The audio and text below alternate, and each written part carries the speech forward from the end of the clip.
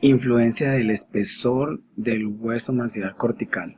El diseño de implante, el diámetro del implante y la presión alrededor de los implantes.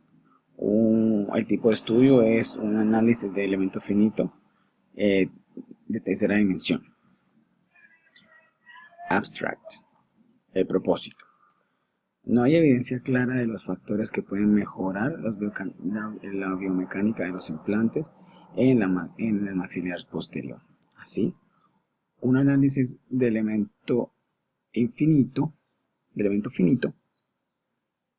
se desarrolló para investigar los efectos del espesor del hueso cortical maxilar, el diseño del implante, el diámetro del implante, en la presión alrededor de los implantes. El método: un total de 12 modelos de maxilar posterior con implantes fueron simulados por computador, variando el espesor del hueso cortical alveolar de 1,5, 1, 0,5 o 0 milímetros, y características del implante.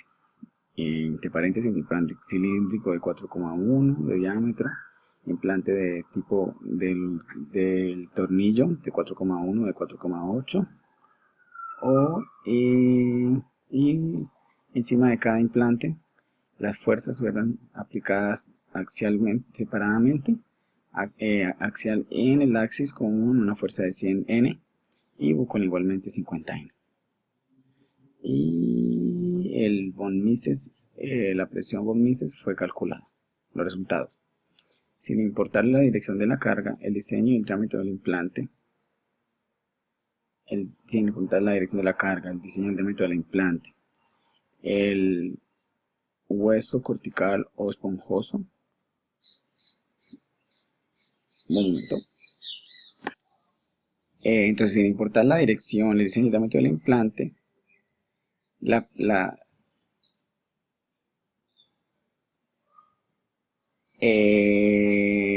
cortical casi los bone stress, la presión en el hueso cortical y esponjoso se incrementó con la decreción del espesor del hueso cortical cristal. En la ausencia de hueso cortical cristal, el hueso esponjoso, las presiones en el hueso esponjoso fueron más altas y bajo carga axial fueron transferidas a la superficie del seno. Conclusiones: desde el punto de vista biomecánico, para mejorar el éxito de los implantes, la probabilidad de éxito de los implantes en la mandíbula posterior, en la maría posterior, más que la simple selección del implante, se deben hacer evaluaciones preoperativas cuidadosas en el hueso cortical, en el sitio planeado del implante, Este hueso cortical es muy delgado o a veces incluso inexistente. El tratamiento de implante debería ser llevado a cabo con precaución y haciendo cargas progresivas en el rango de cargas funcionales. Introducción: en años recientes, con la progresión de los implantes, de la superficie de los implantes, las características de la superficie de los implantes dentales y el establecimiento de métodos quirúrgicos que aseguran una osseointegración más estable y la restauración de los implantes ha sido reconocida como un tratamiento confiable. Sin embargo, todavía hay diferencias en las tasas de éxito o de supervivencia entre las regiones de implantes con una tendencia a más bajo éxito o de tasas de más bajo éxito o de supervivencia en el maxilar, especialmente en el maxilar posterior, que en la mandíbula.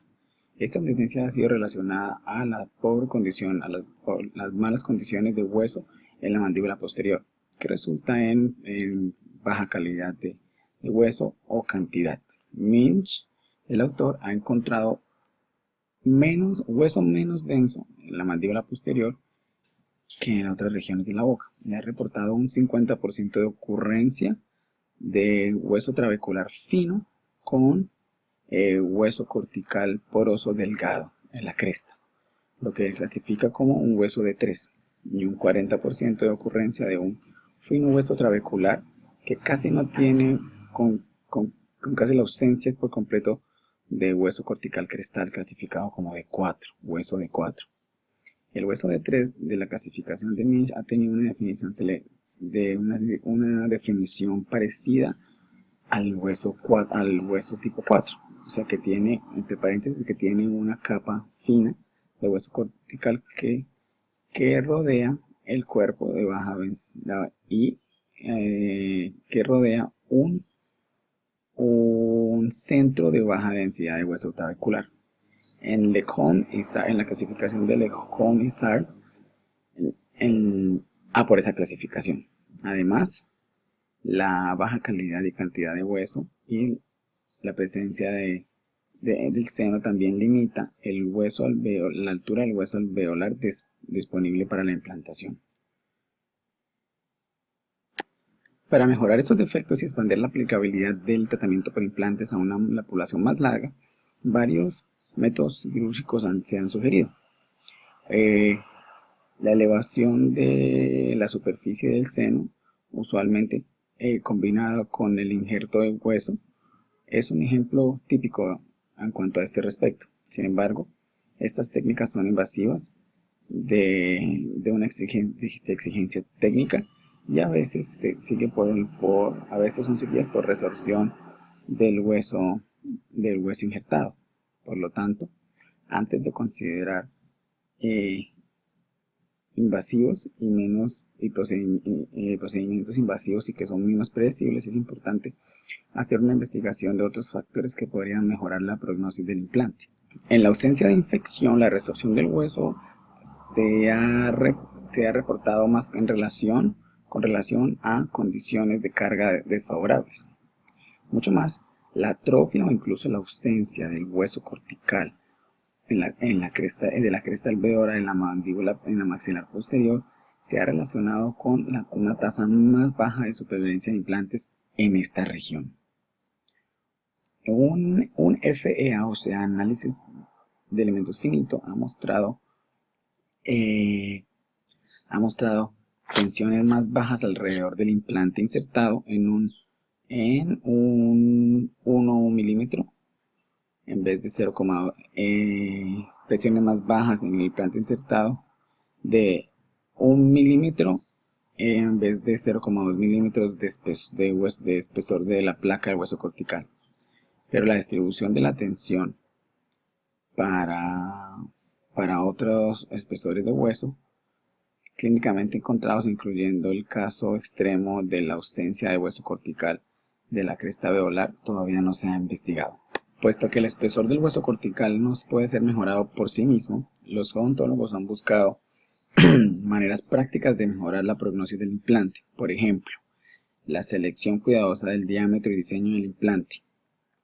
Cuando la altura del hueso es limitada, el uso de implantes más amplios hace posible alargar el hueso, alargar el área de interfase hueso-implante. Un área de interfase del implante alargada parece ser más ventajosa para adquirir oseointegración y así las probabilidades de supervivencia o éxito del implante pueden ser mejoradas. Esta asunción teórica ha sido apoyada por estudios clínicos y por la mandíbula. Pero hasta ahora se ha probado en animales y en estudios in vitro. Además, cuando al momento de seleccionar el diseño del implante, el implante con tornillos es comúnmente la primera elección en la práctica clínica. Pero algunos estudios también han reportado alta supervivencia en la maxilar posterior con implantes cilíndricos.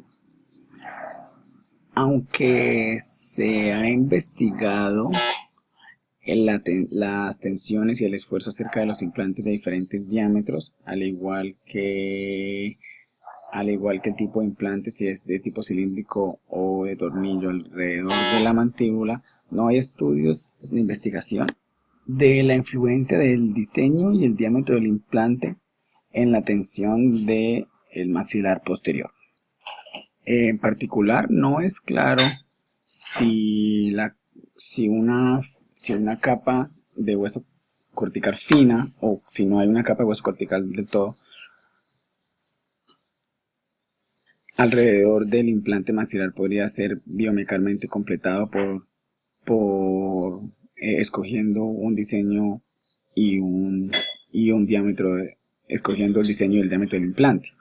Por lo tanto, el propósito de este estudio era analizar y comparar la distribución de tensiones en el hueso alrededor de los implantes de diferentes diseños, de tipo cilíndrico o de tipo de tornillo, y diámetros de 4.1 o de 4,8 milímetros, ubicados en el maxilar posterior en cuatro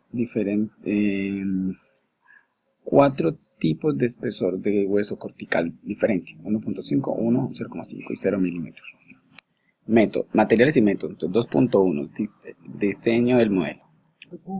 4 tipos de modelo, 1 al 4, del maxilar posterior que incluían un implante fueron simulados por computador usando un programa de elemento finito, el ANSI, bla bla bla.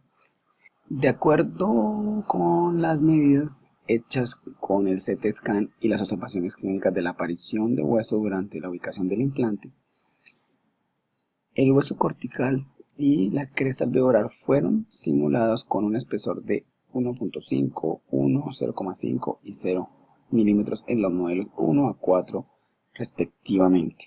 O sea, el modelo 1 era 1,5, el modelo 2 de 1 y así sucesivamente. En los modelos con hueso cortical más delgado, la altura del hueso esponjoso se incrementó concordantemente para mantener la altura general del modelo constante.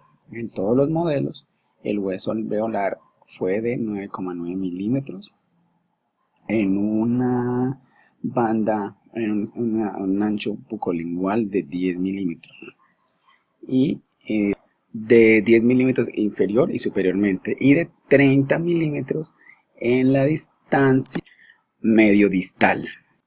El hueso alveolar comprendía de un centro esponjoso que estaba rodeado por hueso cortical de la siguiente manera: la cresta alveolar de 1.3 milímetros de espesor bucal y de capas bucal y cortical lingual, y de 1 milímetro de espesor en la superficie del seno. Además, en todos los modelos, el espesor del hueso esponjoso entre el implante y el piso del seno era de 1 milímetro. Las paredes del seno y la superficie orbital del maxilar, modelados como hueso cortical, entonces fueron de 1 milímetro en espesor. La altura general del seno simulado fue de 19 milímetros. En todos los modelos, el implante, la profundidad del implante incrustado era de 8 milímetros. El diseño y el diámetro del implante que se comprendía en cada modelo era variado.